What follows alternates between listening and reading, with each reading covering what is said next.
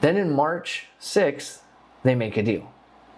So you're talking the first 2 months just off the bat were bad. I mean, January wasn't great. They were having, some issues with, okay, the GLP-1 shortage is gone, and now you have, the FDA is starting to kind of crack down on some people, and are people now just going to go to the FDA approved one round, not the compound. So it was already having a little bit of questions around it. But then once they released the pill right after Novo, and then they got sued, just that news around it, they probably lost a little bit of customers or a little bit of their swag from their brand, whatever it is, right?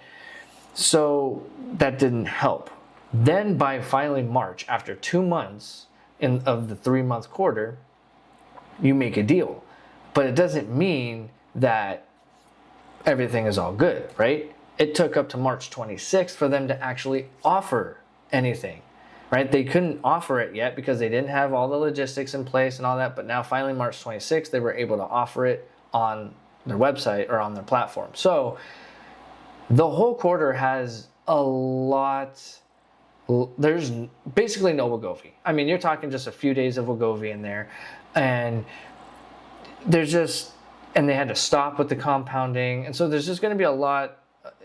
It was very inconsistent to what you should be expecting for the future. This was a very crazy quarter. If we kind of go through all the news that they did, like what they've had to deal with the last 2 years, they had their first botched Novo deal.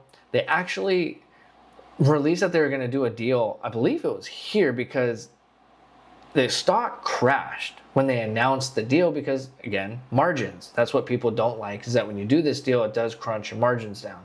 So investors were not excited about it. Then they actually said, no, Novo, they said, no, Hims and Hers is doing something wrong and we don't want to do a deal with them. The investors are actually happy about it. And it shot the stock up. Because they're like, okay, now you're doing compounded drugs, which are cheaper for you, cheaper to sell, but you're going to be making a lot more money off it. Well, the GLP-1 shortage ended, and so the FDA started getting on them and all this stuff. So that was starting to now cloud over it. Then they got the Novo lawsuit, right? So all of these things were starting to happen. And then the Novo deal, finally, okay, that's great, but then they had these bad earnings.